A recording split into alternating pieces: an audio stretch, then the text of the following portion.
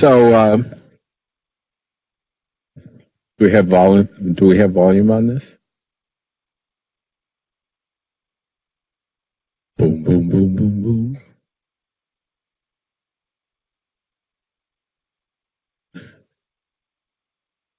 When my professor colleagues and I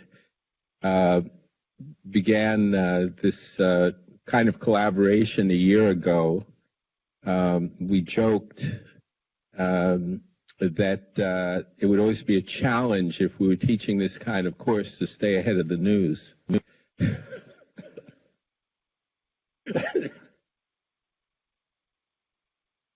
I've been asked by several folks whether we would have any discussion of the news of the last few hours or day or so in tonight's session.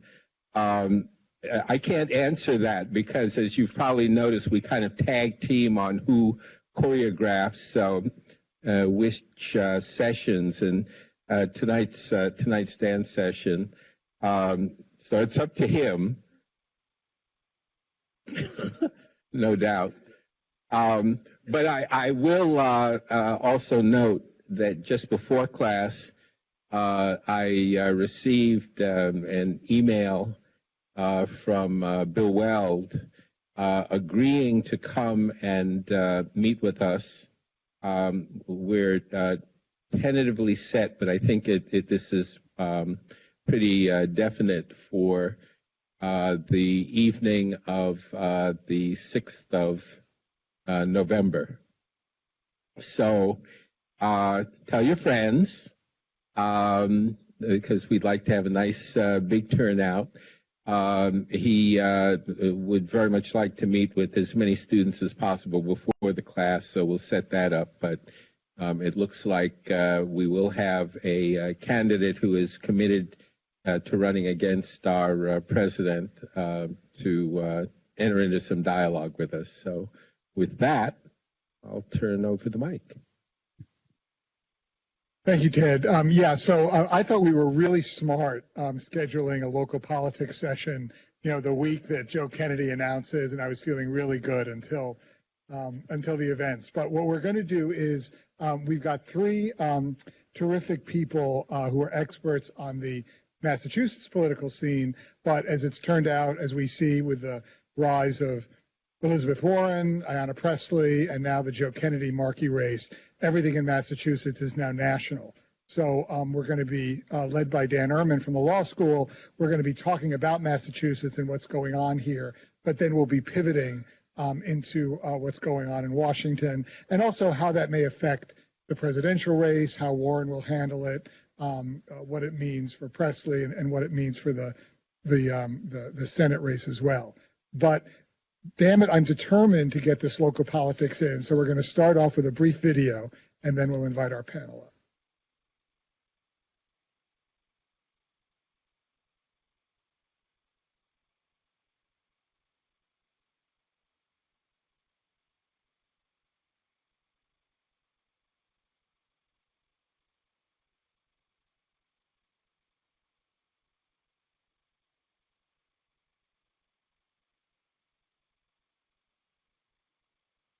Every single day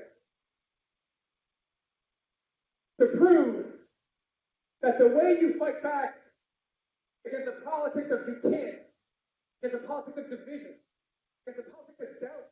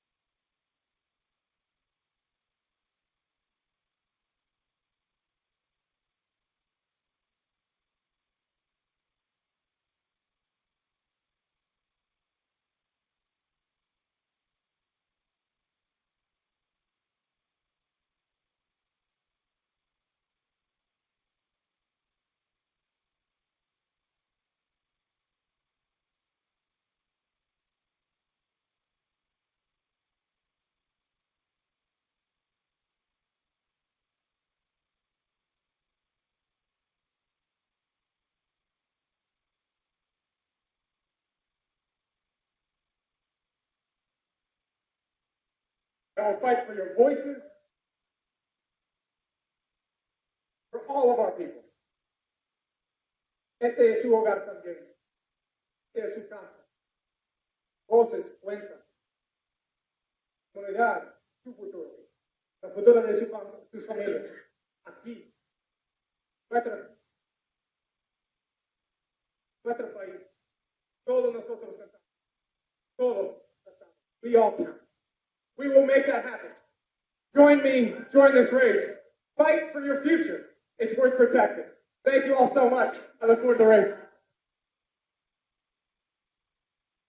So as we know, after the Kennedys, we've been very lucky as a state, sending President Dukakis to the White House, followed by President Kerry and President Romney. So one of the questions now, obviously, is whether Elizabeth Warren can make that leap, and whether people like Ayanna Pressley and Joe Kennedy or Ed Markey are also going to be more and more and bigger figures on the national scene. So to discuss this both at the local level and also nationally, I'd like to invite our panel up. If you folks want to come up now. Michael Goldman is a political consultant, widely quoted, widely cited. He represents Marty Walsh, Maura Healey, Suzanne Bump, and others. He's been a figure in Massachusetts politics for a long time, and we're lucky to have him as an insider as opposed to a bunch of media folks who just call up Michael for his ideas and then pretend that there are ideas. Stephanie Murray is in charge of Massachusetts Politico.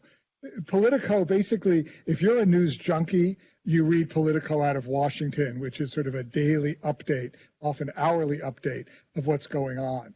If you've really got an addiction problem, you're also reading Massachusetts Politico, which does for the Massachusetts scene what Politico does nationally, and it's part of their spin-offs. But it's sort of a playbook that everyone in the State House, everyone involved in politics, everybody working for folks in Washington reads to keep track of the ups and downs. And I think your life has gotten a lot more interesting in the past week or two.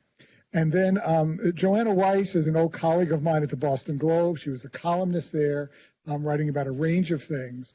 Has come to Northeastern, where she runs Experience Magazine, which you should look up online. It's a terrific magazine that deals with experiences and people doing very cool things.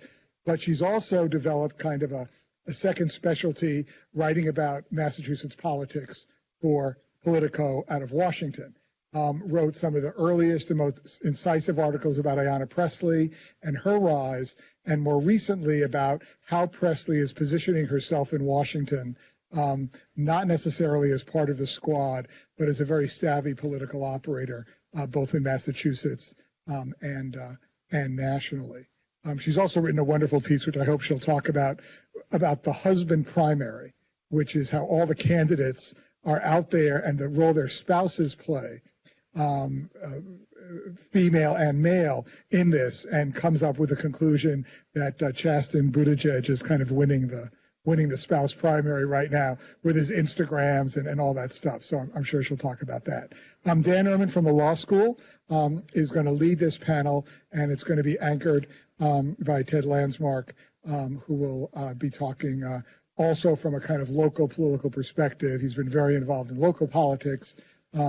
And as he pointed out to the students, November 6th is also the date of the local elections. So you'll get to hear Bill Weld, but hopefully you will vote beforehand.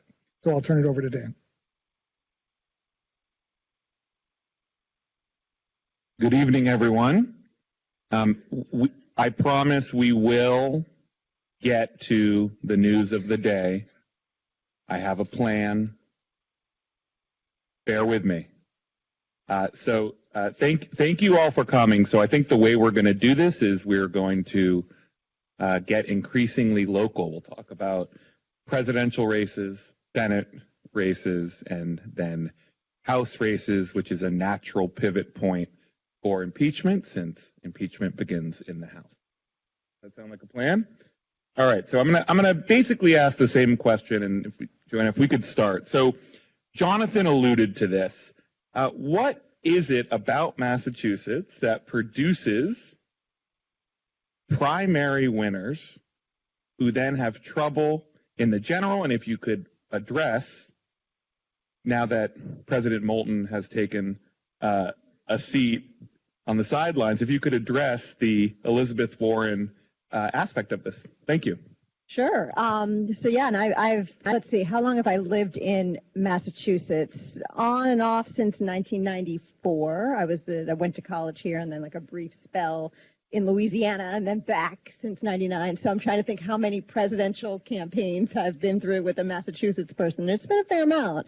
I mean, part of it is really, really practical. We're close to New Hampshire, and the New Hampshire primary is a big player in the political process. And so someone from Massachusetts who's kind of in that New Hampshire media market, all of a sudden, the population center of New Hampshire is all in the Boston media market. So these people kind of have a leg up in terms of name recognition, going into the presidential race, which is, not to be sneezed at as a boost.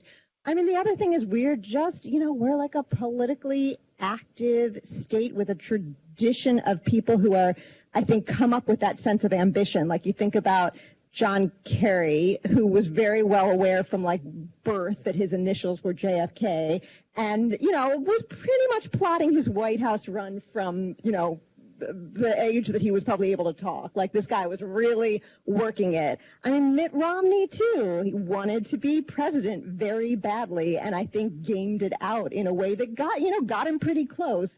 I mean, there are a lot of people who really planned it. I mean, the interesting thing to me about Elizabeth Warren is I don't put her in that category. That's one of the things I found fascinating about her campaign is that she came to politics very late. I mean, she came to politics basically because she couldn't get the job that she wanted in D.C. running the Consumer Financial Protection Bureau. I mean, and so like politics was there was a great story about this in Politico, actually, about the wars that she had within the Obama administration and how they basically said, well, you can't have this, but why don't you run for Senate? And then lo and behold, she's an amazing sort of speaker and spokesperson for her point of view and got funneled into presidential politics that way, which makes her a really interesting figure because she, unlike, I think, some of the people who have that kind of raw, naked ambition that gets you so far, but then the people start to question because they wonder what your core is. Think about Mitt Romney and how much he changed in terms of his beliefs,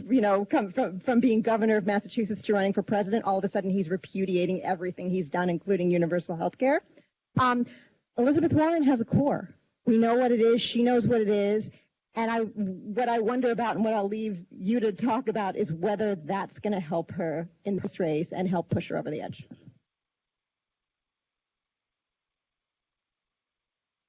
So much for having. Can you hear me? No. A little closer. Okay. I totally agree with everything you said, and I think the thing with this primary that also makes it different is that the race has become so much more national this time around. You see these town halls happening in early states and they're being broadcast on CNN and being watched by hundreds of thousands of people. And one of the biggest hallmarks for these candidates is raising grassroots donor money from tons of people and registering in national polls. And so what Elizabeth Warren has been able to do pretty wisely, I would say, is kind of get that national support along with being somebody who's recognized in New Hampshire, but now she's recognized all across the country. And she's been doing that ever since, I guess, Donald Trump was elected and we were in this Trump era. She's been somebody who was on the front lines of fighting against him and being a strong national voice against him, kind of positioning herself to this run. And it works for her here in Massachusetts because I think we're the state with the lowest approval rating of Donald Trump. I mean, we might be in the bottom 3 now, but she's used it to her advantage. And I think the next thing that we're going to have to see, especially if she makes it through the primary to the general, is if she can kind of fend off those conservative attacks that seem to not have stuck to her so far. With the Native American ancestry stuff, she's really kind of shed her persona as a Harvard professor and leaned into that working class Oklahoma upbringing that she has. And so as she rises in the polls and comes to be the front runner, I think that's the big test for her next, is whether she can stay in the front runner spot and start to handle the spotlight on her more so than Joe Biden.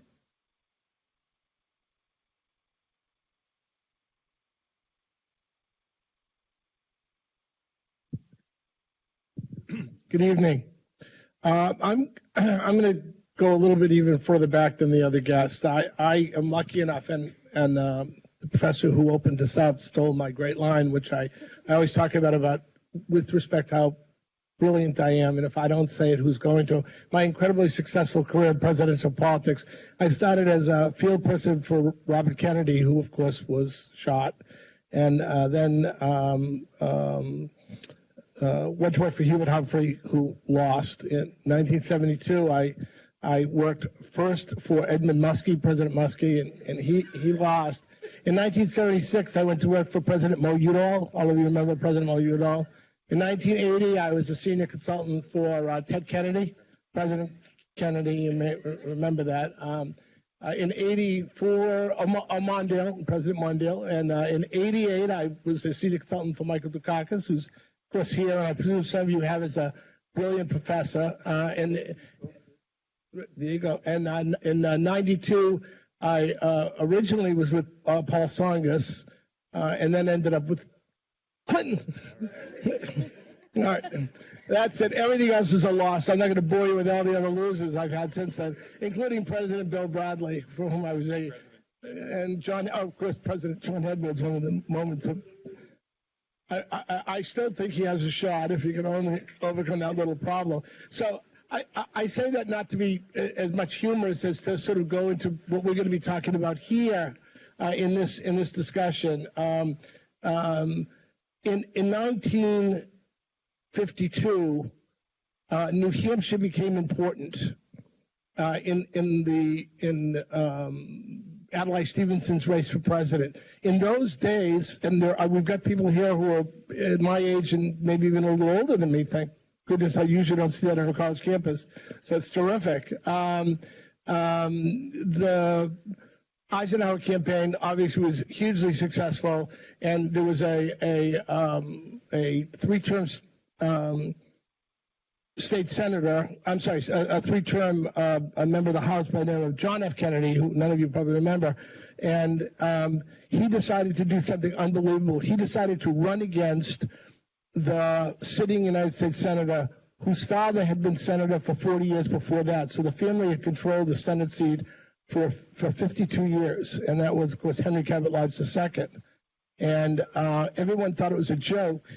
Eisenhower went on to sweep the nation, and the one Democrat who won, who was not an incumbent, was John Kennedy. The interesting thing is when he was trying to decide to run for president, the control of the party apparatus was all insular. There were only a handful of primaries: Wisconsin, West Virginia, and New Hampshire.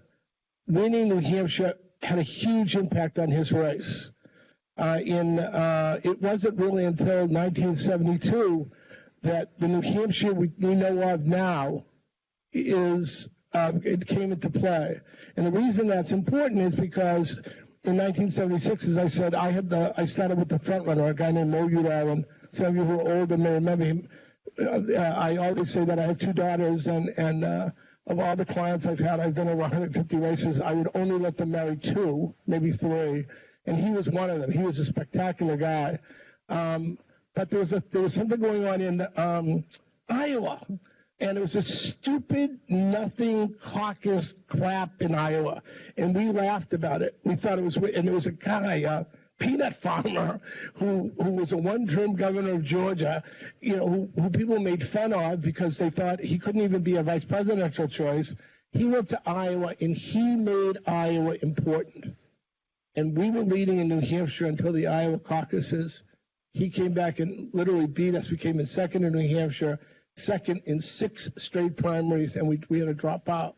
And I tell that story because those of us in this room who are younger always have a sense that what is today is what has always been. And one of the things I hope to talk about tonight as we talk about these races is the evolution of politics and how it relates to the Massachusetts phenomenon, which we will obviously talk about in depth. Okay. So, and we can return to many of these themes. So we saw a clip of Joe Kennedy doing a little bit of a Beto O'Rourke Spanish impersonation, if people remember that from the debate. a lot of times primaries have to do with bringing, a new perspective to the table. Kennedy sort of wants to be a senator. I'm interested in your thoughts on, number one, if you could put on your pundit hat and talk about the likelihood of the victory, but then also, what that can do to the Democratic establishment here in Massachusetts, and then maybe a little bit about his future, because he certainly invoked his family legacy, then promising to show up and be there. So, yeah, sure. Back on. Let's think. And yeah, I don't know how. Is it working? Oh, I heard it. Let's see, where to begin? I think you're right. Joe Kennedy would like to be a senator, and he's probably wanted to be a senator for quite some time now. And a thing that happens, not just in Massachusetts, but certainly in Massachusetts, is that there's a pipeline issue. He is not the only one who would like to run for higher office. There's a finite number of people in various congressional and Senate seats. And here's the problem. If you wait for one of those people to die, move on, drop out, retire, all of a sudden you're in a situation like a couple of years ago in the 2nd congressional district, which was up north, which was Nikki Tsongas's district. Are the right number there? The third congressional district, where Nikki Tsongas decided not to run again, and 13 people came out and decided to run, and it was a bloodbath. And there were some really, among those 13, I'd say there were like 4 or 5 people at least who were interesting and could have been, reasonable and successful Congress people. And it was just, the sliver of a vote you needed to make it through that primary made the whole thing just absurd. It was just, and your odds all of a sudden were both good because you needed a sliver of the vote, but terrible. And it's really hard to compete in that kind of situation. Down here in the 7th congressional district, which Northeastern is in, Mike Capuano was not stepping down or retiring, and Ayanna Pressley decided not to wait, and she was the only one running against him in the primary, and everyone thought it was crazy, and why wouldn't she wait her turn, and he shared the same progressive politics, and she made a case for herself. She went and campaigned really hard. She went to communities that might not have been his sort of, typical base, that had maybe reflexively voted for him, but maybe didn't turn out the way she had them turn out, and she won. And I'm sure Joe Kennedy was watching and saying, okay, why should I wait for Ed Markey? As much as maybe I agree with him on 98% of the positions, why should I wait? Why should I sit back and wait for him to retire and then run against 13 other people? I'm going to just do it now. When you look at the first few days of Joe Kennedy's Senate campaign, you can totally see the groups of people he's trying to turn out. It seems to me like he has a path.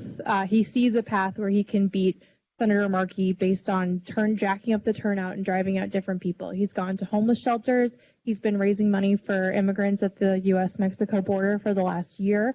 He's been hammering on this message of moral capitalism, and he's been in the race for, less than a week, and he's already locked up a bunch of different unions. What Ed Markey has right now is the same group of people that he had when he won in 2013 in a special election, which is the Democratic activists, like the hardcore Democratic activists that go to the convention on an off year. And so when he went to the state Democratic convention a couple weeks ago, the support for him was immense. He came on stage, everybody was rushing the stage in Ed Markey t-shirts. It seemed like everybody there was holding an Ed Markey campaign sign. But that's not everybody who's going to vote in the primary next September, so we're a year away from it. And if we're looking at turnout over the last couple of years since Donald Trump was elected, turnout here in primary races, in the midterm turnout was super high. So it looks to me like Kennedy sees a route for himself, and Markey hasn't gotten his approval rating or even his name recognition out of the 40s. And so the challenge for Kennedy is to kind of fill in his family name and show voters who he is as a person, not just a Kennedy. And the challenge for Markey is to kind of reintroduce himself to voters as a congressman a senator who used to be in Congress. I mean, he's been in office since the 70s, but his name recognition isn't very high. And so I totally agree that Kennedy, I mean, instead of waiting for Elizabeth Warren to leave or for Senator Markey to leave in 6 years or whatever it may be, this might be the easiest path for him instead of a big scrum like in the third.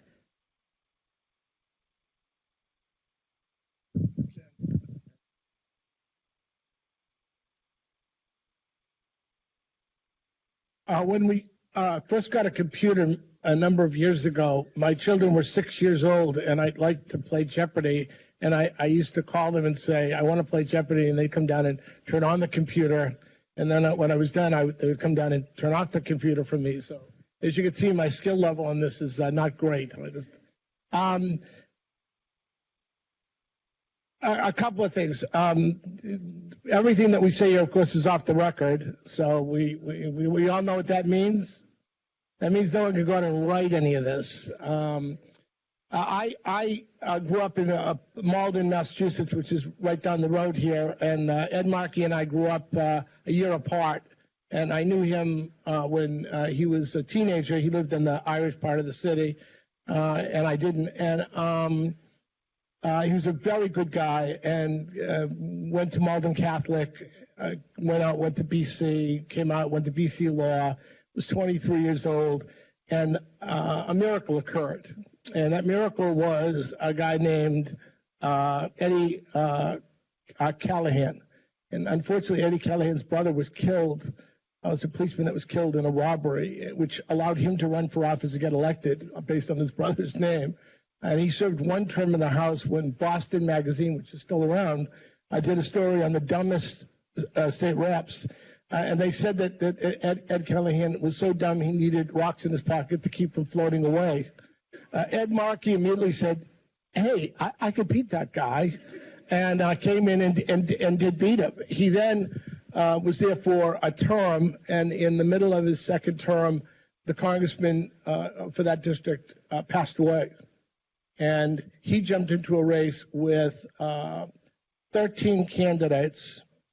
At the end, there was a 17% turnout in the district, of which he got 21% of that 17% and beat somebody by less than 300 votes and then stayed for 37 years. We call that democracy, in case you're looking for a term.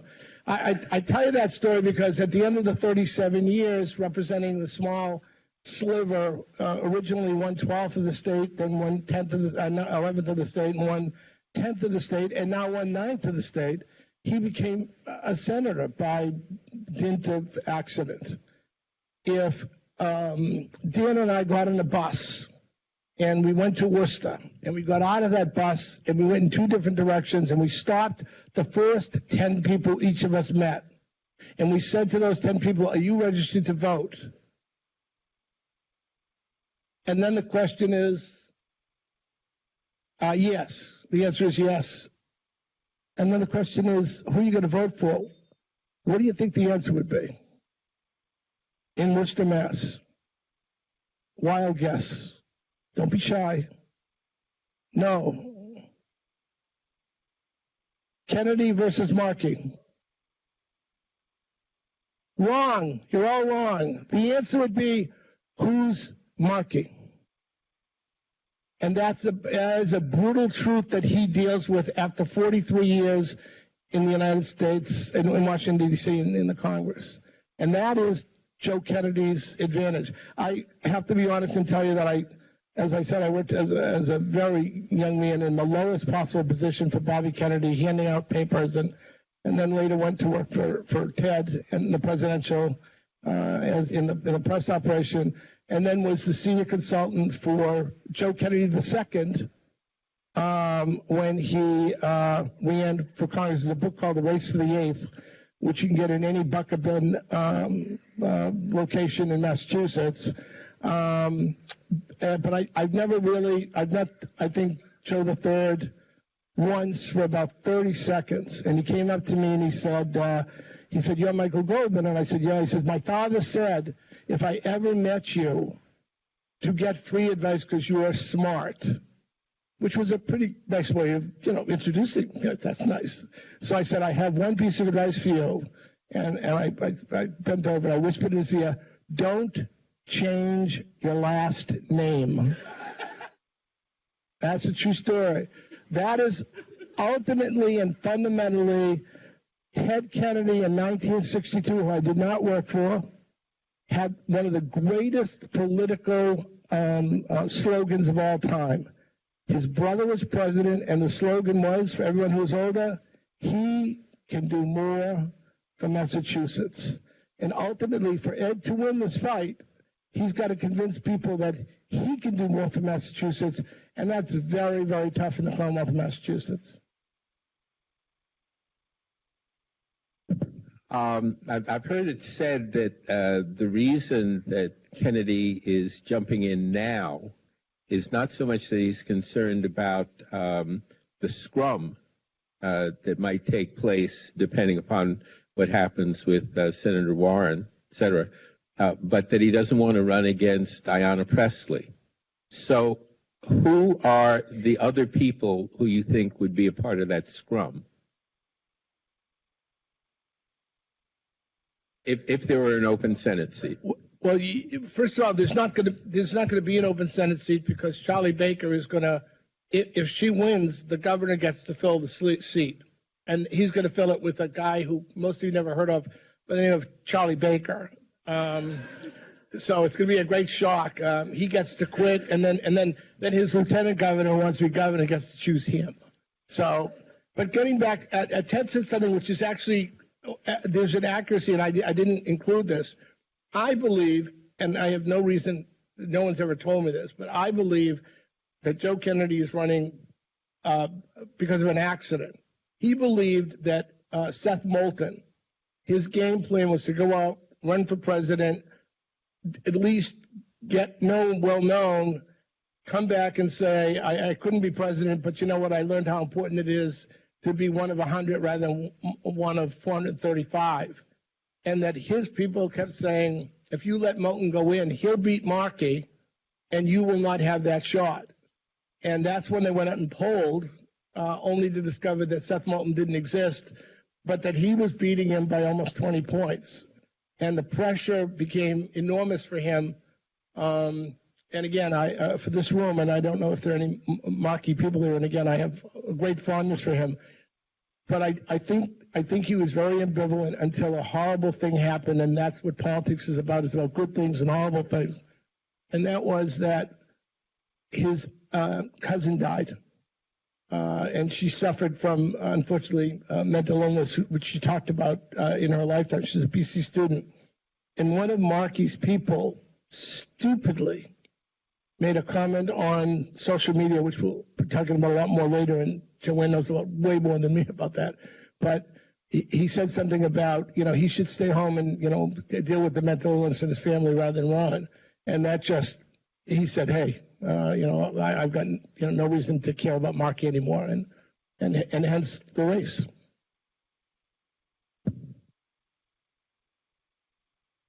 I was just going to say I want to see Michael on TikTok. That's if that happens between now and the end of the calendar year, I can die happy. So you mentioned Ayanna Pressley and her political future. Maybe we can talk a little bit about it was only a few months ago, it feels like 5 to 10 years ago, when President Trump had some new enemies. He had the Mueller report, and then the Squad emerged, and he picked a fight. Although I would say that of the Squad, Pressley maybe received the least incoming fire. And maybe you could talk a little bit about her political rise, her political positioning, and how does she feel having called for impeachment earlier than many of her colleagues in the House?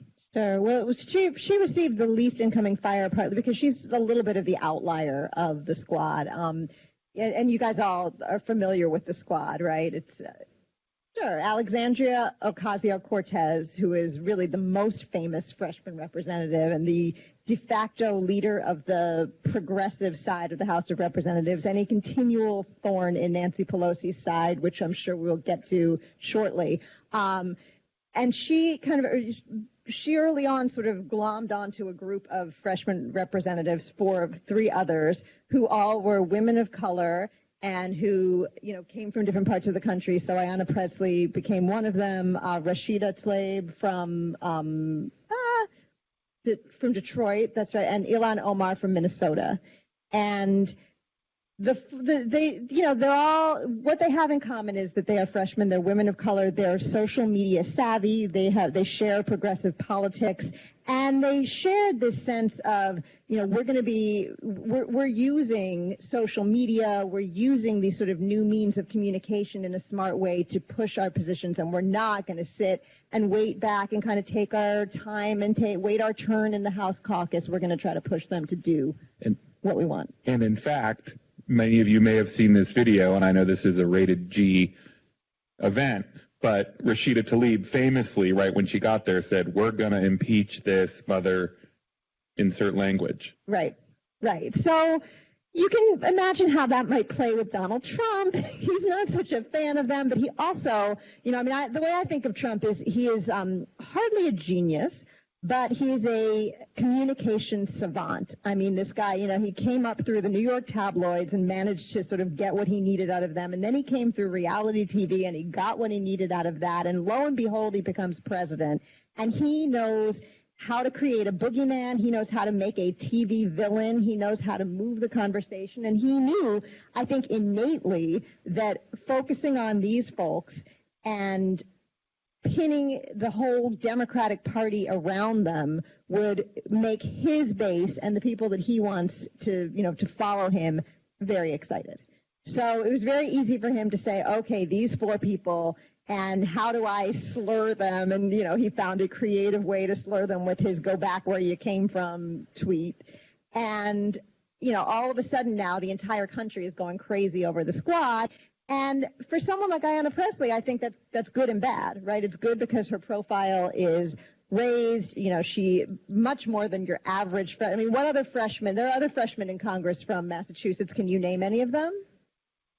Probably not, including one in the 3rd district. But she gets an instant platform. She gets to push for her legislation and get more attention for it. She can sort of draft off that. But it also means that people align her with those other 3 in everything. And when, for example, there was a really controversial vote that came up in the House involving Israel and whether to condemn the sort of the BDS movement, which is that's a conversation for another day. But it was a controversial vote, and she voted differently, the sort of perceived pro-Israel vote, from the other 3, and she got attacked from the left on that. She gets pigeonholed in a way that I think makes it in some ways harder to forge her own identity. And maybe you could also talk about her political future within Massachusetts and beyond. So we've talked about Ayanna Pressley's impact in Washington, D.C., but I think an even larger impact that she's had is here in Massachusetts. If you just go through the map of congressional districts, pretty much every member of Congress this cycle has a primary challenger. And up until Seth Moulton ran against John Tierney in 2014, it was literally unheard of for a couple of decades for somebody to run against a sitting incumbent congressman. You were supposed to wait your turn and wait for them to retire. But now Seth Moulton has 2 primary challengers in his district. Lori Trahan, the congresswoman up in the 3rd district, which is like on the border of New Hampshire, her primary opponent from last cycle is looking at running against her again. Who else? People are crowdsourcing somebody to run against Bill Keating on the Cape. Yep. Richie Neal in the 1st district out in Western Mass. He's facing a progressive challenger, Holyoke Mayor Alex Morse, who he's 30 years old, he's openly gay, and he's calling for Medicare for all and for Trump's impeachment, and he's really been pushing Neal. And Joe Kennedy also has a primary challenger in his district. Hassan Lucky has been running for months. She's a former Wall Street regulator, and she's a Democratic socialist who's running on Medicare for all. And so all of these people have been watching and getting involved since Donald Trump got elected, and they looked at Ayanna Pressley and they said, well, Ayanna could do it. Maybe I could do it too. Is that going to happen? I don't know. Definitely not for all of them, maybe for some of them. But she's shown that it's possible to jump in a race and run against somebody who has the support of the establishment, who has all of the money in their campaign account, and win. And so that's the biggest impact to me here in Massachusetts is that all of these people have come out of the woodwork, and these members of Congress have really broken a sweat, and they're looking over their shoulder when they never had to before.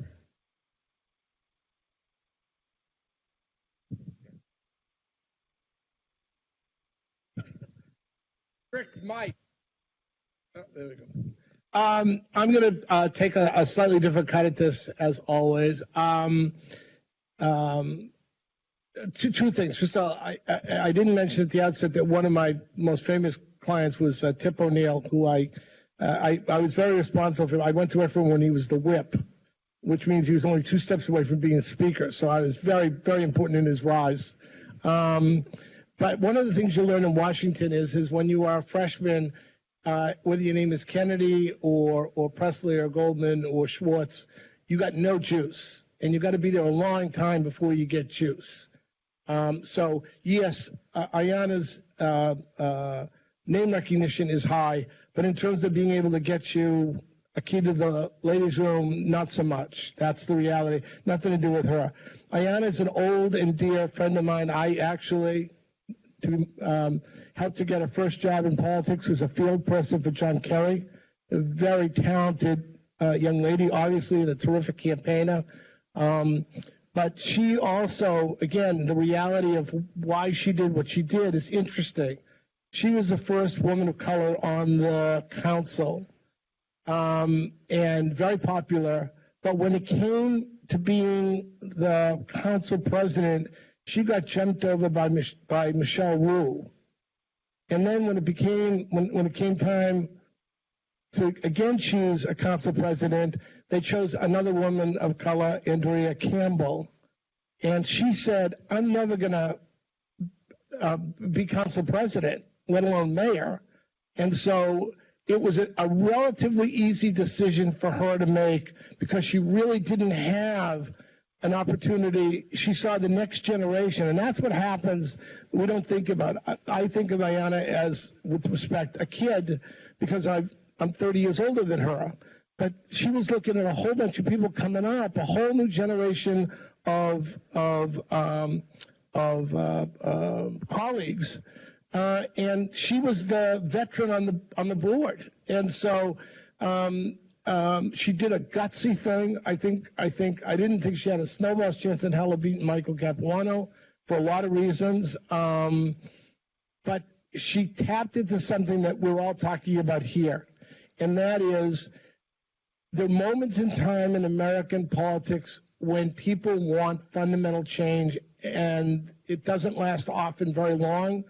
I lived through one of them in 1968, 69, 70. I worked for a guy named Michael Harrington, who none of you know, who was the first Massachusetts congressman who was anti-war. Tip was actually the first member of Congress to be anti-war, to come out against Vietnam.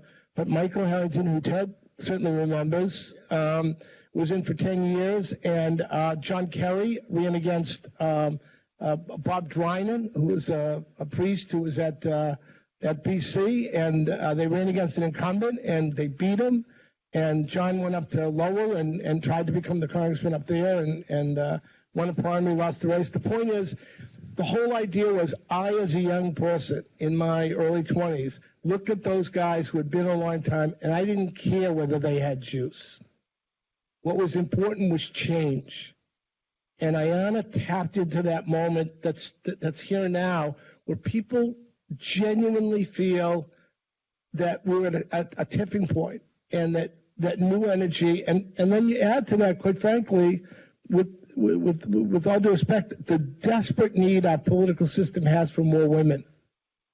And so not only was she articulate and bright and had some experience and was a person of color, but she was a woman talking about the future. And the one thing you learn in my business is you learn in every single election something new. And I just didn't see that coming at all. And there was nothing in the polling that told us that was going to happen either, which is interesting. All right. Well, someone said the magic impeachment word, so maybe we can pivot a little bit. We've also talked about history. Many of us remember not too long ago when there was an impeachment but not a removal for President Clinton. Others remember Richard Nixon, where the articles are drafted, but then he resigned, and none of us remember Andrew Johnson. But maybe you. So, Joanna, this is a very hot, immediate take. I haven't been on the internet for an hour or two, so I'm guessing I am way behind the news. But if you could offer your initial thoughts of where we stand and a prediction, and just one thing, I do think all of us use the term impeachment to sometimes imply removal, but remember, impeachment is just the charges that are brought. And no president in American history has been impeached and then removed by the Senate. Andrew Johnson survived by one vote. Great. So I too have had a bit of an internet drought today, which is like the equivalent of living in a cave for the last month in news cycle terms. So I may be behind something too.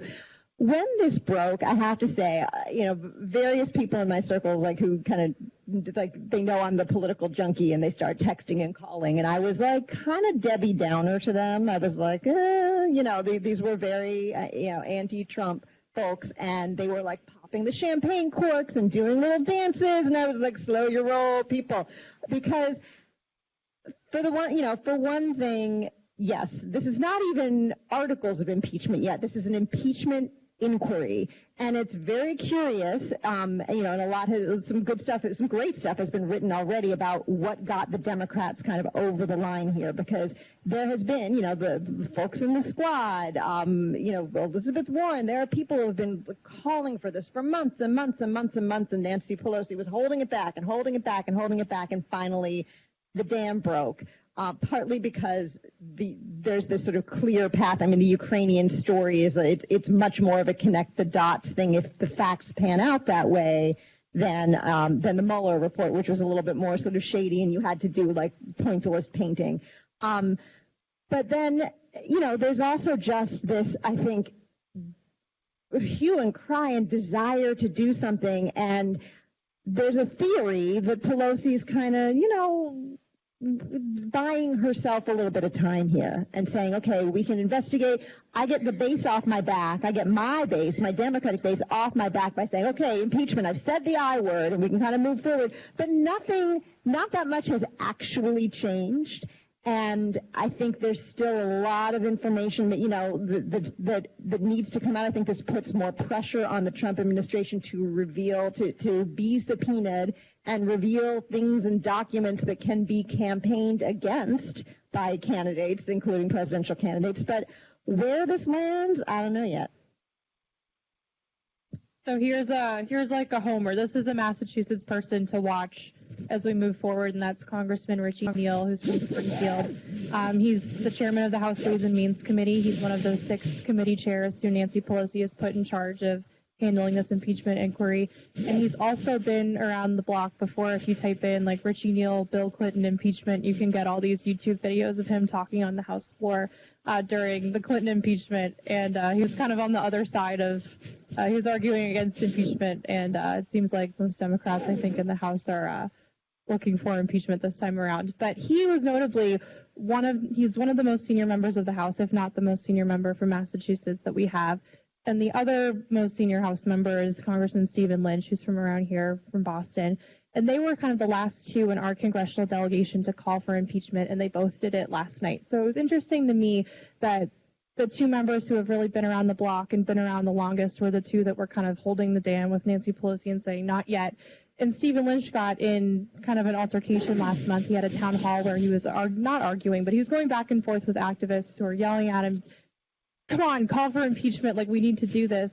And his view, and Congressman Neal's view a few months ago, was that this is just going to hand the election right to Trump.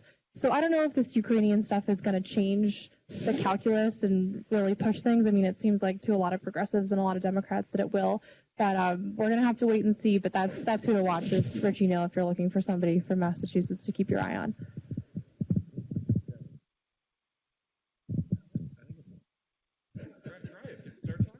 Okay, I don't think it says it on. Son of a bitch. Okay, all right. I got again, I'm sorry, a slightly different read. I don't think there's a snowball's chance in hell that the Republicans are going to convict. And Dan gave a great opening. I think there's no chance he's not going to be impeached, and there's zero chance he's going to be convicted. However, how many of you know the story of what happened recently in there was a trial in Boston of two City of Boston employees, terrific people, and they were convicted. And the people in the courthouse who were smart said they weren't convicted for what they did. They were convicted because the jury was mad that in the earlier trial, where the guys really were guilty, that they got off. Now, why am I using that as an analogy? That's the cooking case where the Teamsters were really kind of thuggish, and the jury somehow found them not guilty. And this jury it was a makeup call. They just happened to be the poor slugs who were standing there getting whacked. So the point is you can have Trump not get convicted by the Senate and still have him incredibly damaged in the election, because what's going to come out is the people saying, I can't believe the Senate didn't convict this guy because he's really, really bad. And I will say that there's nothing that I've seen that gives me any false hope that he didn't do this in other places, in other sets of circumstances, innumerable times. And one of the great things about an impeachment is you can actually get at stuff that you don't normally get at. He can say, I'm not going to tell you. So do I think that this is bad? Absolutely. I don't know. Did any of you before you came in hear the whistleblower, Adam Schiff? He actually saw the whistleblower's testimony, which is still hidden, and came out and said, essentially, this guy is an American hero that will be remembered, and the stuff that's in there is unbelievable. Now, whether that's true or not, that's what his pitch is, and he's a pretty, wound tight kind of guy, not the kind of guy who's going to go out there and go crazy. That said, the Republicans are going to be pressured by their constituency not to convict him. So he doesn't get convicted, but he still gets crushed. And that's one of the parts of this that's interesting is that this idea is if he's not found guilty, he'll declare victory and get reelected. I don't think that's going to happen at all. I don't see any dynamic for that in the polling data, and we'll talk a little bit about that later. I would like to hear what Jonathan has to say about all of this, and he's making signs indicating that he'll have his chance to weigh in. But I did read the transcript, so-called, and it raised for me several questions, which I would assume folks in our class here would also want to pursue. One for me was the question of the Ukrainian president appearing to curry favor by indicating that when he was in New York, he stayed at the Trump Hotel. And that, for me, opens the question, again, of the Emoluments Clause and whether the family is deriving some benefit from the presidency, financial benefit. And in that regard, it seems to me that opens the question of whether the investigation will then be inclined to subpoena the New York State income tax records, and whether they become public or not would then raise the question of the whole set of questions about the president's finances. And that, for me, opens a much larger can of worms and questions, even assuming that the Senate would not vote for any kind of impeachment. But I think it would raise some interesting questions. The second question that emerges for me is around how all of this taints the Biden candidacy, with particular reference, because I do get to spend some time down there, with particular reference to the large lead that Biden has had in South Carolina. And if this taints his candidacy there, does that create openings for other candidates, given what the demographics of the South Carolina constituency happens to be? So, I would wonder about those two things, but I also wonder what Jonathan has to say. Well, let me just say that how many of you saw today's story that there was the first crack in the numbers in South Carolina? So you're right on target. This morning there was the first set of numbers in which Biden was not as strong as he was there, as he's been the whole way through. But his numbers have been tanking for a while, and it's unfair to go down for something that you're not responsible for. But we've just been talking about the fundamental change about what people want in a president. People my age overwhelmingly are pro-Biden because we think he can win. We're a bit afraid of Warren, and not me individually, but as a group. And Biden is for many voters who are 65 plus, even 60 plus, he's been the only choice for a while. That's all shifting, as it often happens at a campaign.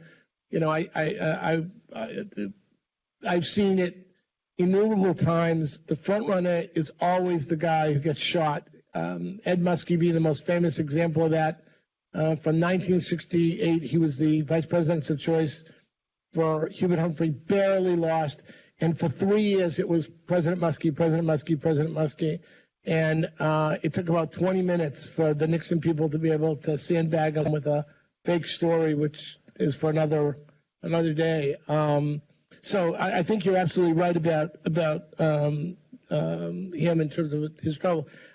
I think the interesting thing is the rise of Warren, which we'll be talking about in a little bit. I never would have thought that she was the one that would have emerged the way she's emerged. She's run a great race. She has a fabulous campaign manager named Raja Lau, a great group of people around her who understand her candidacy. And we'll talk about that again a little more. But that's the surprise so far is not the tanking of Biden, but the rise of Warren and whether she can sustain it.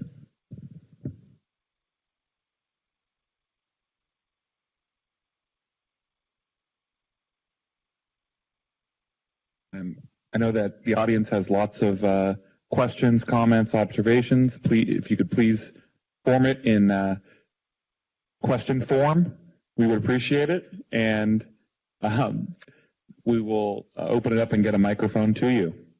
You can use mine.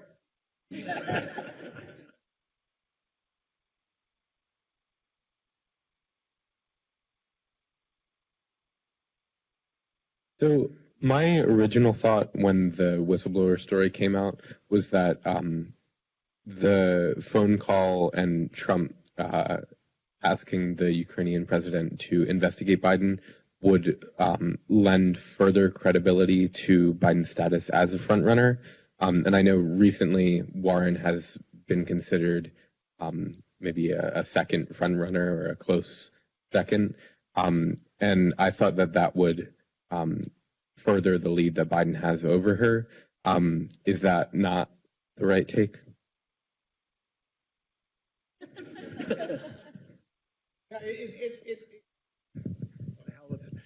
Yeah. I paid for that mic. Too much. Too much of it.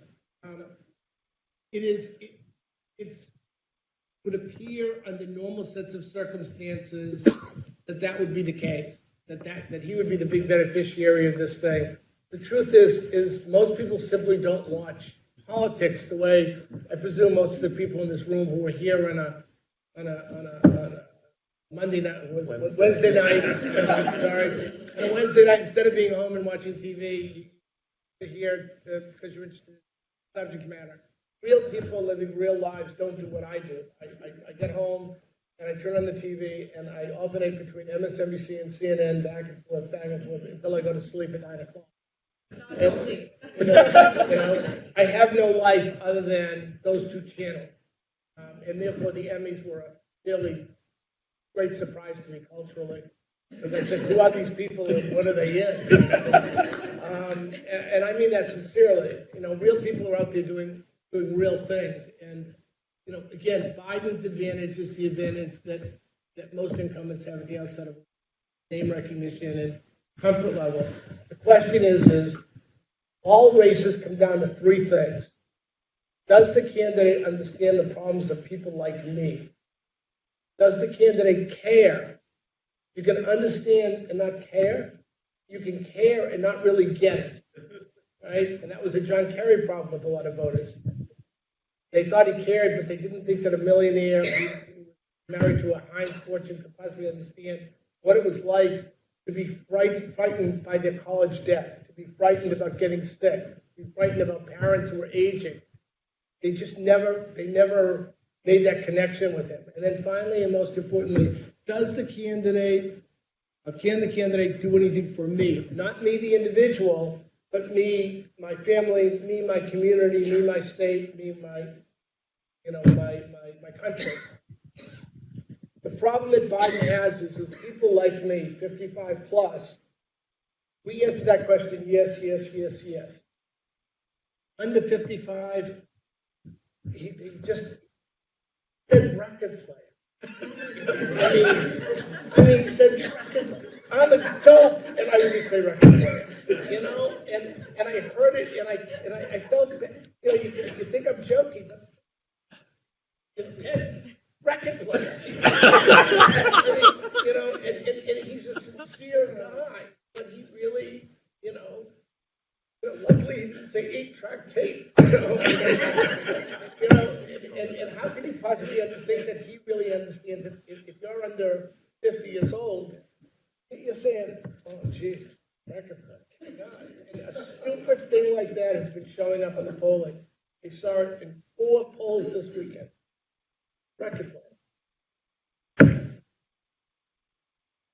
So if I can ask a question, one of the things that I think is really unfortunate is that we're going to now spend weeks on scandal, more scandal, which I don't think is a substance that's going to get us anywhere in terms of assessing who could be a great president, a good president. And one of the things I'd like some comment on, because we're talking about the media and the primaries in this class, is how you see the media helping the populace, the voters, assess the candidates without getting caught up in People magazine level details of a scandal, because I don't think Hunter Biden is going to be anybody that anything good is ever going to be said about, unfortunately. And we have a moment here, I think, where there's a real value in assessing the women that are running in the Democratic primary, and I'm not seeing substantive assessment. What I'm seeing is the media responding to Trump's nonsense, and he's great at spinning nonsense, right? And today he was talking about Biden taking millions out of China and the Ukraine. And it's going to color everything. How is the media going to help the voters assess the candidates? All right, I have a couple of thoughts and maybe a little contrarian thought on this, because I actually think if you are looking for substantive information about the candidates, you can find it. I don't think there is a dearth of coverage in places like the New York Times, the Washington Post, Politico, you know, of sort of cover the Boston Globe. I mean, there is actually a fair amount of ink spilled on the issues and the plans and the programs. You know, the challenge is that people don't always tune into that, and people don't read that, and people tune in at specific moments. People watch debates. Debates are theater. People follow, you know, people turn on the TV news. TV news is theater. Running for president in this modern television age, and, you know, Michael knows, going back to 1960, you know, you have to be a combination of a salesperson and an actor and a performer and probably a little bit like a, a crazy, QVC hawker. Like, you have to be able to sell to sell what you believe, because, as Michael said, the way you sell it is the way you get that message across that you care and you get it. And so, these things kind of, the public impression sort of ride on things that maybe are not, Elizabeth Warren was covered a lot for having 7,800 plans, right? She's got a plan for this, and she's got a plan for that, and you look on her website, and she's got a million things. And that will get you, to a certain point, but it's still going to come down to this kind of X factor charisma, and can she be the one that someone who is not going to go read the website wants to be kind of like representing me in the standard bearer. Like, that's where Trump came in, because does Trump care? Does Trump feel the pain of the downtrodden populace of middle America? Do you think he does? No, but he could sell that he was going to do something that mattered, that would fix it. And so, you can't discount the theater. It's important.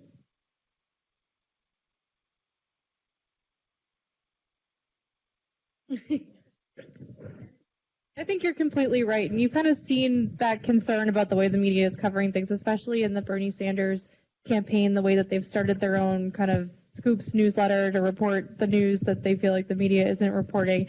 And yeah, I mean, Politico, we've got pages and pages of where every single candidate stands on every issue.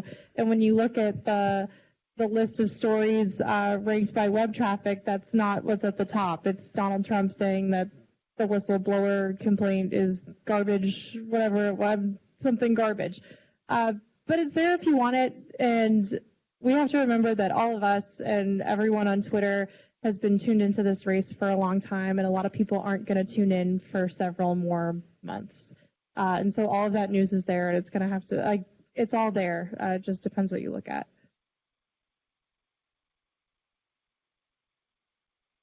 Say that there has never been a better press corps than there is now covering this race. Those of you who really care, every day, the New York Times and the Washington Post, they're doing stunning work. I cannot, having done, I can tell you, this is absolutely the best group of people who are there.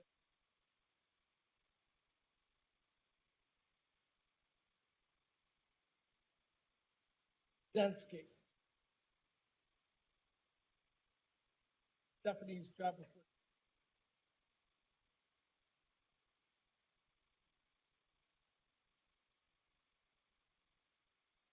Terrific. I love your stuff.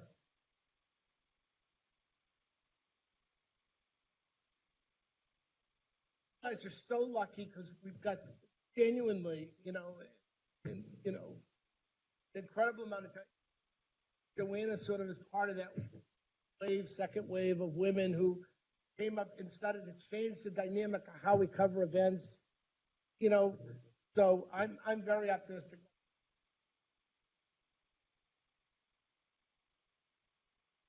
Public, and they're gonna be in, and sometimes that's not substance. A lot of times that's not substance. I have one more point to add in here, jumping off of that. If you want to know how things work in the way that we do it at Politico, when you're going through a story and you're reading it through with an editor, it's not enough to have the news there and to show it instead of tell it. You have to look at your story and know that people are going to read it and assume that you're lying and look for things that are not true. So every story that comes out of our newsroom has to be ironclad with sources on the record. If the Washington Post, if something's an anonymous source, there are usually 30 sources behind it now. And it's kind of a renaissance in journalism that we hadn't seen for decades, and that's why you see such great journalism. That's why you see such great journalism coming out of the Trump presidency. And it's not just people calling things fake news. I mean, there are so many high school classes where we're teaching kids about how to be a smart and savvy news consumer. And so when we're writing things, people are looking at it with a more critical eye, and that is a very good thing. Hey, so we've talked a bit about the role of Massachusetts politicians in the national scene, but I want to ask a question about our role as Massachusetts voters. The primary calendar and the way it's set up, it's very important when people vote. That's why New Hampshire is important. That's why Iowa is important. With the Massachusetts primary being on Super Tuesday, relatively early, but with a dozen other states, including California, with twice as many delegates as we vote for and send to the convention, what is the role of the Massachusetts primary in the nominating process? Is it washed out by being on Super Tuesday? Is it still an important state that people focus on? What's your take on that? Thank you.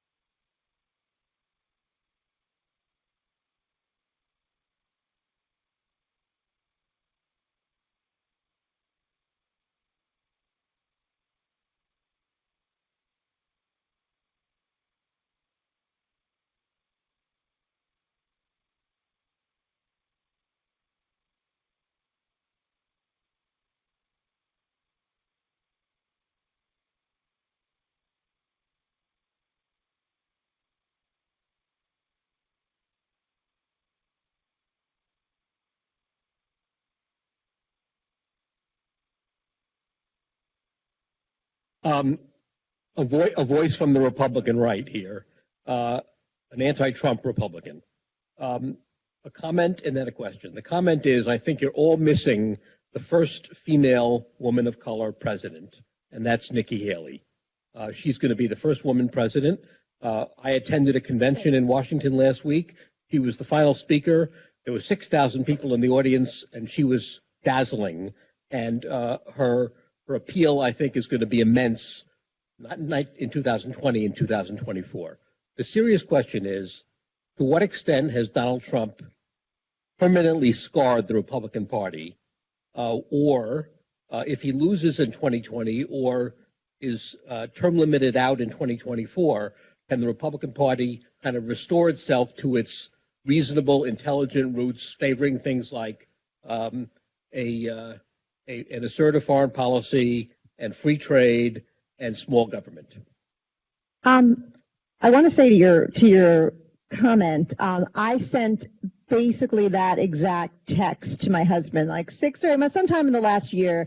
I heard her speak at Sunday. I don't think I was physically present. I saw her on TV, and I texted my husband, the first woman president's probably going to be a Republican. And he said, Nikki Haley. And I said, yeah. I mean, I think I think you're right. She is someone to watch. She has somehow deftly managed to be the only person in the Trump universe who has survived that unscathed. I mean, it is incredible that she went through that administration. It did not come out with the stink on her. It's amazing. So I agree with you. And in terms of the Republican Party, the problem is that they are captive to their base right now. And since it started with the Tea Party and it's kind of rolled on into the Trump Party because the Republican Party is the Trump Party. And I think it's going to be really hard to turn back from that because those are the energetic, fired up voters who vote in the primaries. And that's what every member of Congress is scared of, is being primaried. And so until you, and that was seeded at the grassroots level by very smart donors like the Koch brothers, who realized that if you're going to change politics, and this is something the Democrats really have not figured out effectively, if you're going to change politics, you start from the ground up. You start on the school board level. You start seeding those ideas, and they funnel up, and that's the pipeline. And I feel like that has been done so effectively that the Republican Party has been pretty well taken over, and the kind of classic conservatives are kind of dinosaurs. You and I were at the same urban planning conference in Washington. Just before I arrived at Northeastern, I worked in Charleston for a couple of years when Nikki Haley was governor. And I've reminded everyone that not only is she Indian, but she was governor in South Carolina. And as progressive as we like to think of ourselves as being in New England, I don't know, can't think of an Indian woman anywhere in New England who has the kind of political clout that she was able to have in South Carolina. And when she had an opportunity to name someone to an empty Senate seat in South Carolina, she named an African American, Tea Party African American, and she named an African American, and people will remember that. And she spoke on issues of foreign policy at a conference we attended that had nothing to do with foreign policy. It was all about urban planning. So it's quite clear to me that as someone who has foreign policy experience now through her work at the UN and has served as a governor in a conservative state and is already speaking in those kinds of forums, that she's already running. And it's only a question of whether she runs next year, which now appears unlikely, or in 24, but she's already laying the foundation for that. And anyone who, we're together on this. Anyone who ignores her at their risk.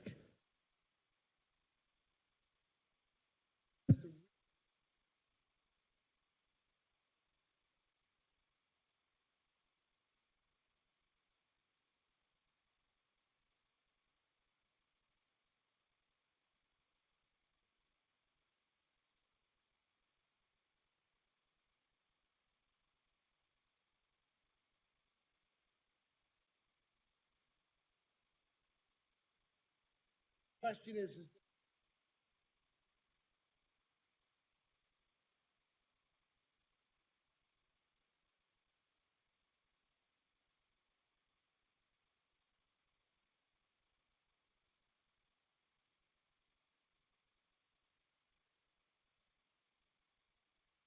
you're going to be in.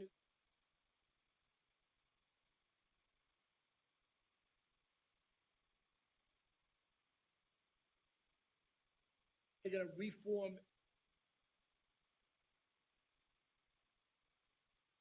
image.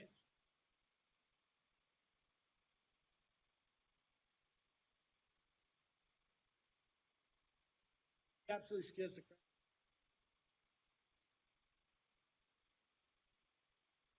Good evening, everyone. I think you guys just kind of partially touch up on my questions. I have two questions for you.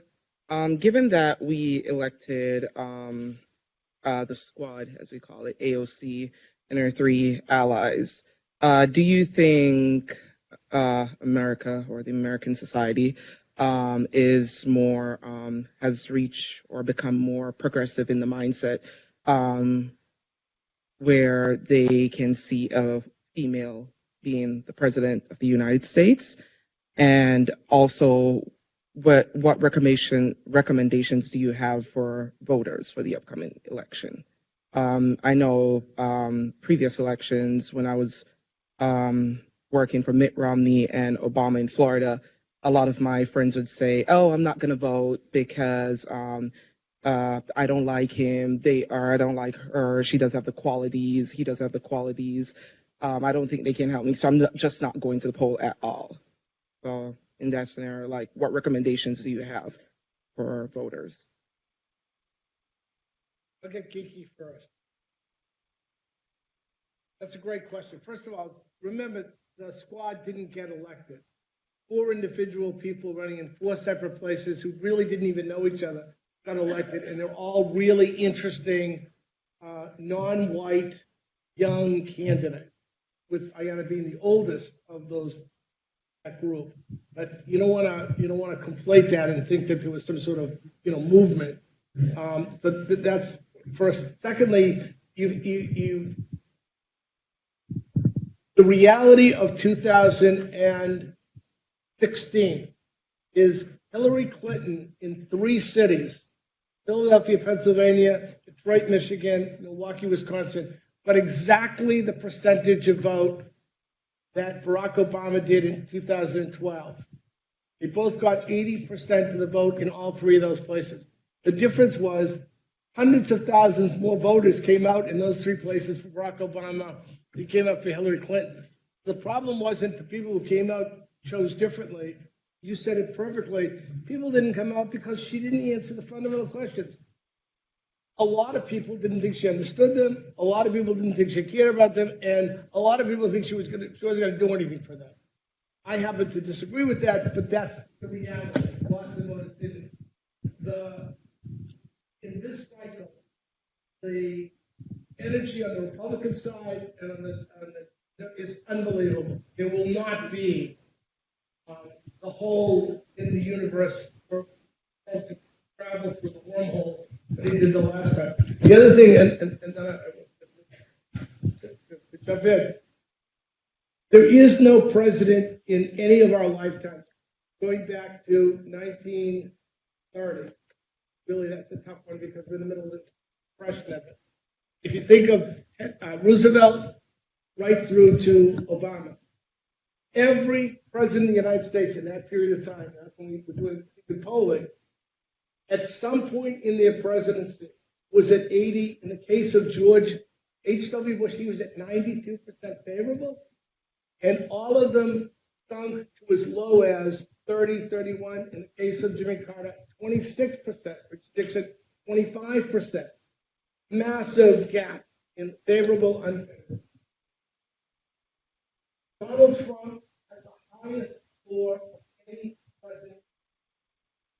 Lowest he's ever been in 30 years. But the highest he's ever been. And what you need to do is, can the Democrats elect somebody who can get to 43.1? Because that's what you need to win. And you won't hear a lot of talk about that, but that's what every Democrat in the country and every Republican in the country realizes. He ain't going to get, you're going to have to pull the Democrat down. Is there going to be a third-party candidacy? A couple of third-party candidacies? And is that going to suck enough votes away from the Democrat nominee so that 43 is a win? So a source of mine who I talk to a lot about presidential politics talks a lot about how the presidential race is really like no other race in politics. We're paying attention for so much longer. Candidates are under so much scrutiny.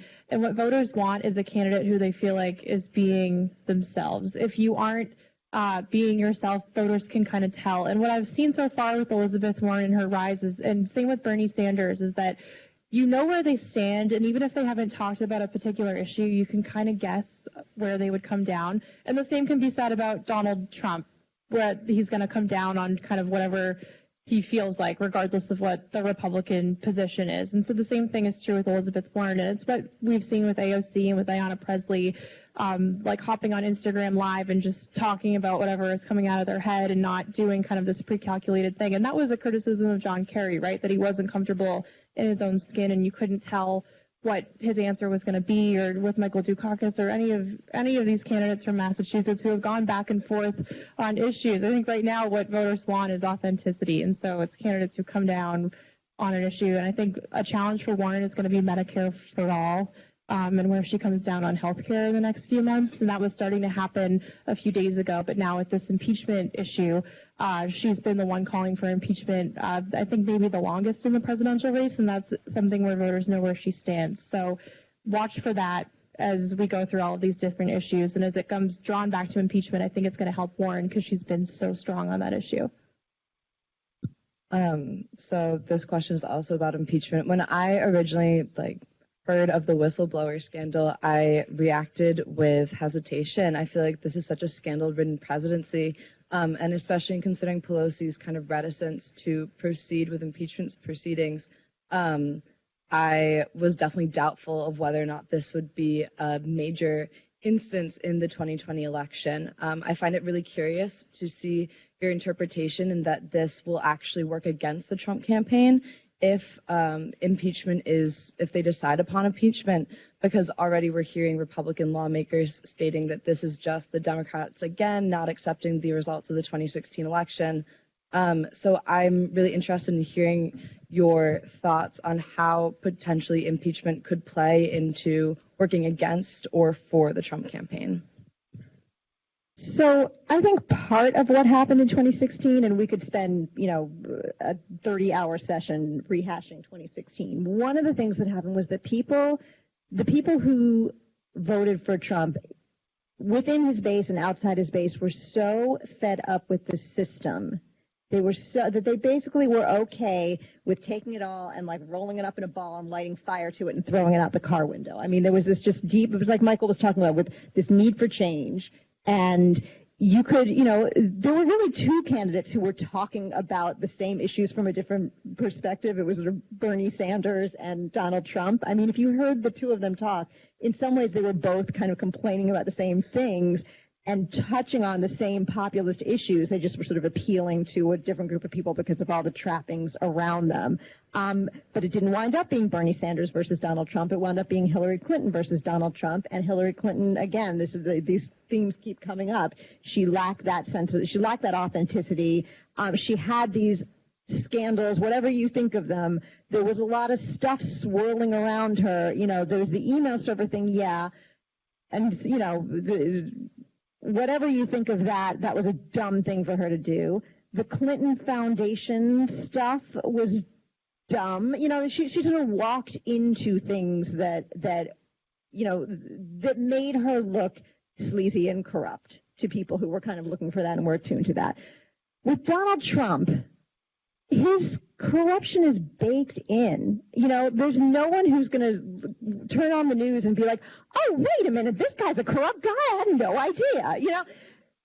It's well known. It's baked in. The people who voted for him accepted that anyway because they were so fed up with the system that they didn't care. And they thought maybe this guy was going to, throw out the stuff that they didn't like, and it was sort of enough for them to live with. Now, the open question is, does this push them over the edge? Do they say, okay, even regardless of what I believe, I'm sick of these scandals. It's been an interesting experiment. Let's move on, and let's sort of get a normal person into the White House. Or do they say, oh, more of the same, just another thing that people are going to sort of throw at them? And I know he's scummy, and I still like him because he still represents the opposite of the system that I hate. Do we have any...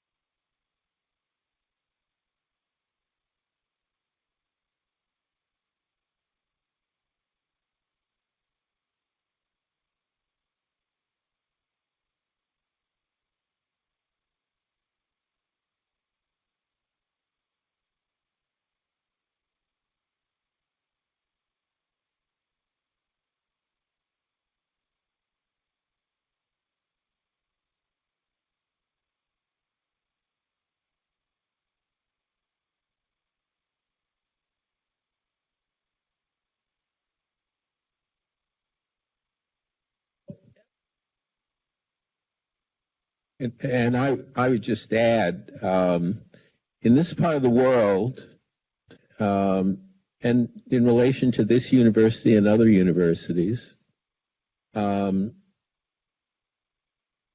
hate to put it this way, but I'm going to put it this way.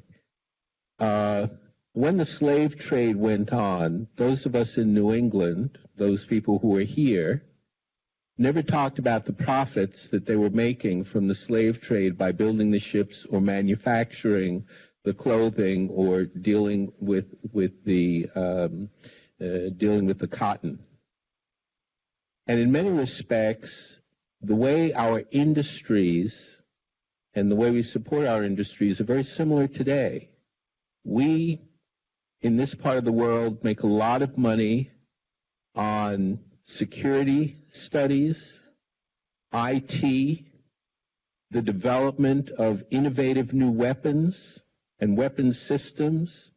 We work closely with companies that enable us to deal with the military at arm's length. You go to other parts of the country, to the Midwest, the Southeast, the Southwest, and there's a constant presence of the military and of a set of viewpoints towards security in America that are not reflected in the way we see things in this part of the world. It's something that we deal with at a distance. It is something that is dealt with via a drone rather than knowing the people who are going through basic training. And when you interact with those Americans who revere seeing the American flag paraded across the football field of a college football stadium that holds 110,000 people for a college football game on a Saturday afternoon. And when you read in the newspaper that the interior line coach for one of those teams is earning $450,000 a year as a football coach, your viewpoint towards what it means to be patriotic and what it means to be authentic is a very different viewpoint than most of us share in this part of the world. And it's that inability to understand closely those individuals, in my view, that has led consistently to the defeat of the Massachusetts candidates who have run for president over the last few decades. It's an inability not so much to be, the guy I want to go out and have a beer with. I mean, most people are not thinking that they really want to have a beer with the president. But it's the inability to have empathy for that individual who is on a daily basis making the comparison between having made $17.50 in the mine and making whatever he's making today in a clean job. And how we go about teaching and sharing that kind of empathy, both through our lives and through how we use media, is something that, we still grapple with. Do any students have a question? Anyone from our class?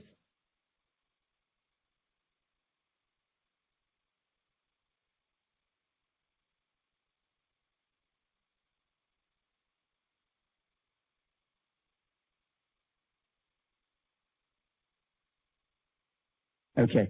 Michael, when are you going to sign up with the Pressley for mayor campaign in 21? Because that's going to be the next mayor. Great job in Congress and you serve the country and not. The importance of the trial in the Senate is not impeaching Trump, but getting a roll call vote where people like Susan Collins has to stand up and take a vote. And what would bother me terribly is if we get those 4 votes, and then in Massachusetts, because of this division that's going to go on, that Charles Baker becomes the next United States Senator.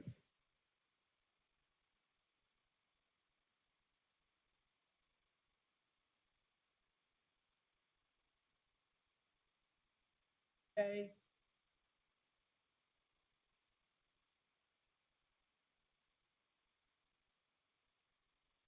I don't think there's any reason to think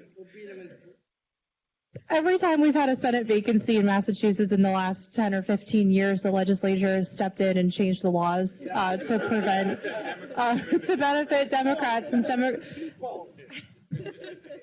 So it went from, I mean, you probably know better than I do. It went from an appointment to a special election to an appointment and a special election, which is how Ed Markey got his seat, was in a special election. And the tradition has been to appoint somebody to the Senate who has no intention of running afterward, Mo Cowan. So I wouldn't bank on Charlie Baker becoming a senator when we've got. Yes, Roger. Who was the senator a few months after?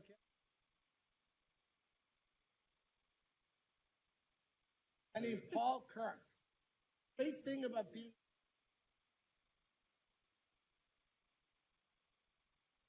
get to go.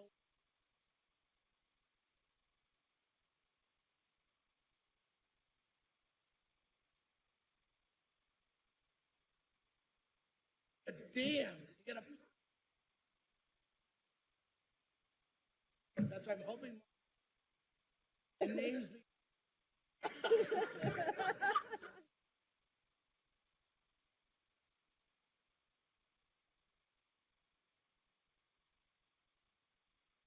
There are two other candidates running against Ed Markey. Would you like to tell us about them, please?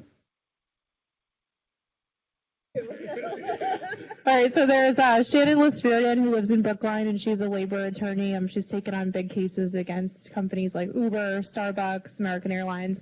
And then there's also Steve Pemberton, who's a businessman, a corporate executive who grew up in New Bedford, and he has a really inspirational life story about how he was a foster child and he kind of fell through the cracks and was abused growing up in New Bedford. And then he had mentors and teachers and folks who took a chance on him, and he was able to go to BC, right? BC, and become a corporate executive. So those are the two.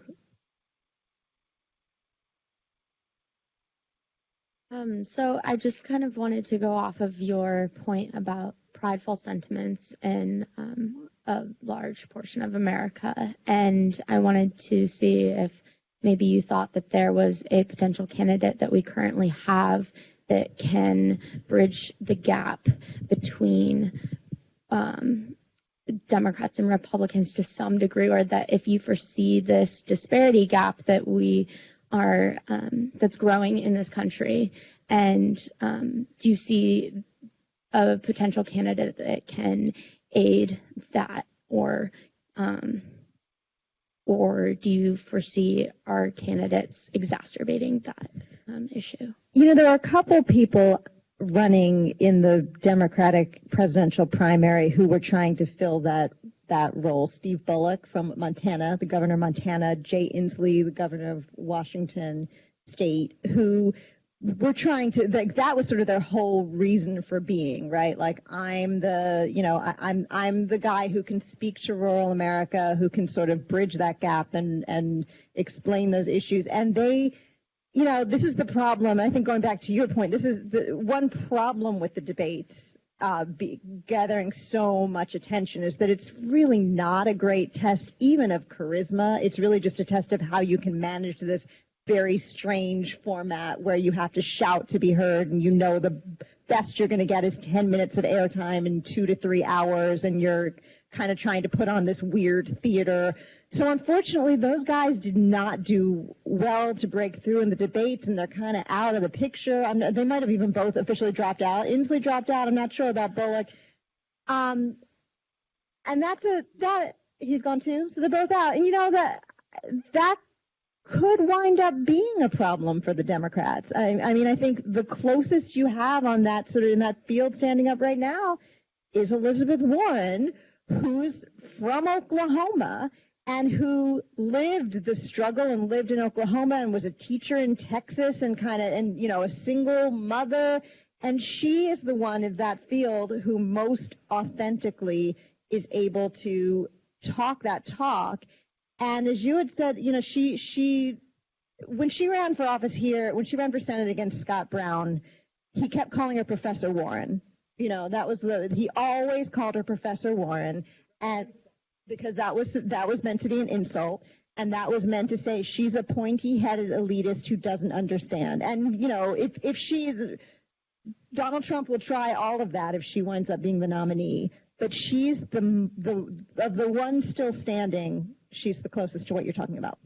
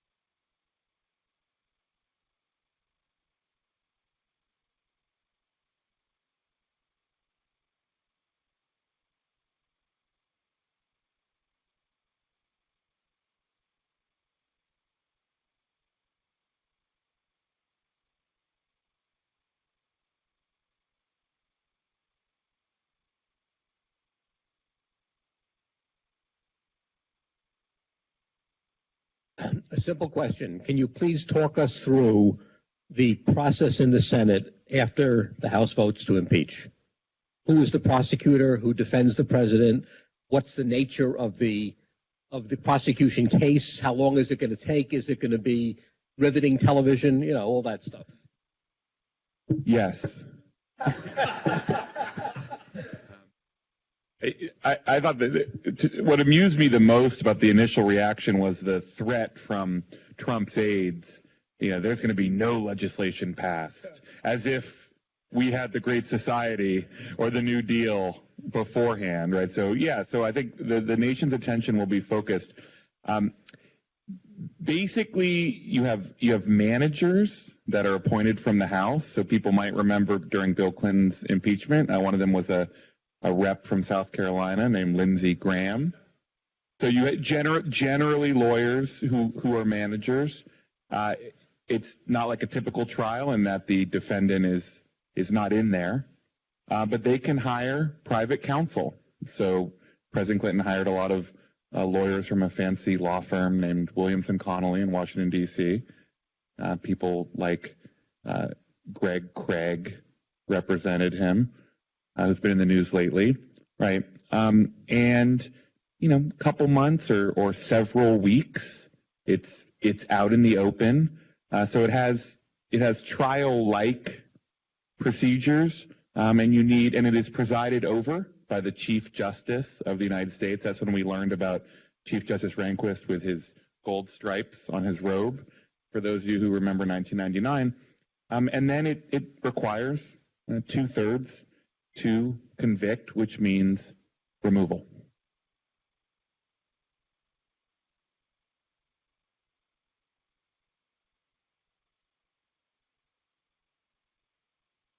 Hi, thank you. I feel like I have to apologize. I came in late. I was great. I had homework. My first question is after kind of the revelations of impeachment proceedings beginning and the release of the transcript with the Ukrainian president, I was curious, is there any way that this process could backfire in any big way? I was listening to some podcast, I forget which one, and it mentioned how the Clinton process had like some big like snags in the process. I wasn't alive then, so I don't know. So I'm just curious what you guys think about some of the potential ramifications of the process. I mean, yes, it could backfire. It's definitely a risk, which is, I think, part of the reason why Nancy Pelosi was holding back the dam for so long. And you guys can sort of chime in to run down the list too. I mean, there's just sort of scandal fatigue in the sense that, the Republicans are going to play it as, oh, the Democrats, they've tried everything. They tried the Mueller and that didn't work. And they tried to get Kavanaugh and that didn't work. And so you sort of legitimize the whole process by saying, oh, they're just sort of trying to go for everything. There's the line that someone mentioned that, oh, now they're not going to do anything. They don't care about governing. They're not going to. If you listen, I mean, you listen to CNN and MSNBC. I do too, but I also watch Fox because I want to know what everyone's saying. And that's one of the current spins is like, oh, Donald Trump has a record of accomplishment. He did this, this, and this, and this. What have the Democrats done? And there's an argument to be made that if the Democrats have some political capital right now, do they use it on health care? Do they use it on guns where they're actually, at least even across the aisle, I think there's sort of some national consensus for some sort of reasonable regulation as we watch mass shooting after mass shooting. No, they're blowing all their capital on this, and that's a calculated risk. If you go to Donald Trump's Twitter right now, I think his pinned tweet is like one of those like movie trailer like videos, and it's just a mashup of different Democrats calling for his impeachment and the Mueller report. And I think that is kind of the scandal fatigue, everything that could possibly go wrong. So if you watch that video, I think it's a.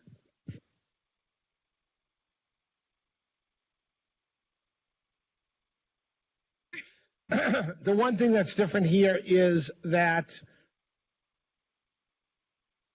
the Mueller probe was about the past, was about the 2016 election that was over in the public's mind. It's very hard to go backwards in that way. This is about 2020. This is about a guy who has spent an enormous amount of time saying no collusion, no collusion, no collusion, no collusion. The whole thing's a hoax. The whole thing's a hoax. If, in fact, on Friday, that the whistleblower comes in and looks like a real person and sounds sincere and you find him credible and he stands there and says, this is the stuff you don't know yet. Remember, all we're seeing is the one line that Trump wants us to see, which is, there was no quid pro quo. I would argue there was, but if in fact what the letter said was actions, and what Schiff seemed to say as I was walking in is, I've seen what he was concerned about, and guess what? It's not this one sliver of the Ukraine. It's about catching people's attention and imagination. And if they never did that with Clinton, they just never did it with Clinton. Nobody thought it mattered to them one iota. The question is, will you in this room, many of whom have a predisposed bias against Trump, say, oh my God, this is so different than anything else he's done, no matter how horrible you think he's been? Are you going to say, and if you do that, then real people are going to do the same thing? If you say, well, just another piece of Trump being Trump, then Joanne is correct. It's going to end up being a total wash. I think we have time for maybe one more question, if anyone has a burning.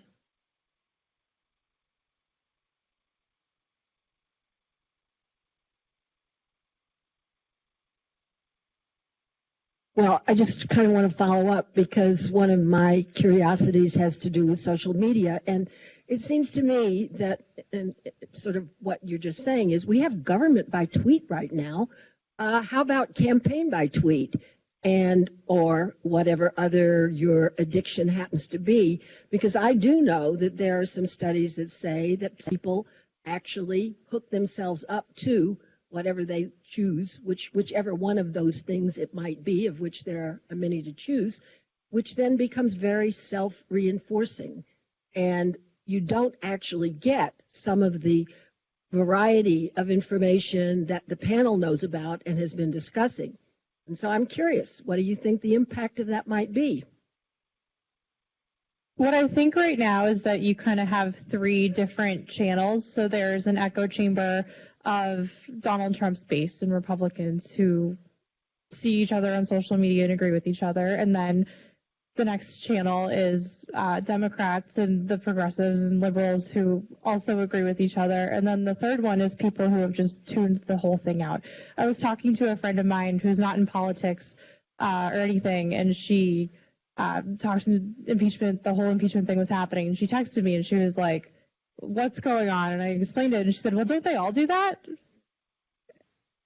So I think that's where we're at, and that's the big challenge with impeachment.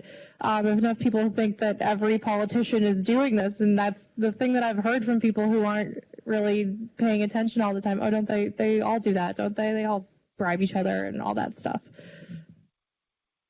Yeah, I think where social media comes in and where social media is going to be important in the future is that it is a communications tool, and it is an increasingly important communications tool. And Donald Trump figured out Twitter as a politician before anyone else really did. And the only person who I think really is on his level with social media is AOC. I mean, she is very deft about the language she uses, the timing of what she puts out on Twitter. She does Instagram better than him. Like, she's kind of the best that the Democratic Party has in that medium. And I think, in the future, campaigns are paying more attention to it with mixed results. But the campaigns of the future are going to really have to understand how to talk that language in the same way that campaigns had to adjust to television decades ago.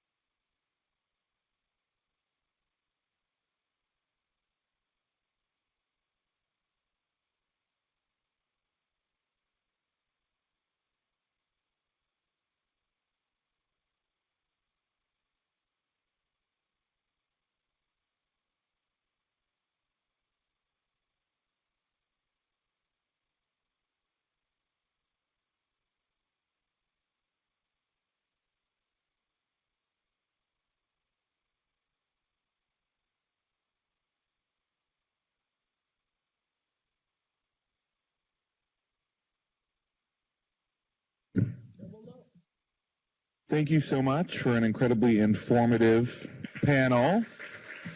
We covered a lot of ground. Next week, we are going to talk about an area of politics where I think President Trump has been the most successful, and that's his legacy in reshaping the federal courts and the Supreme Court. We're going to hear from Jennifer Braceras, a pretty well-known conservative lawyer who is affiliated with the Federalist Society, which has been credited with helping President Trump. And we'll hear from Dean Jeremy Paul, who studies the Supreme Court and federal court. So it should be a lively discussion, and we look forward to seeing everyone next week. Thanks a lot.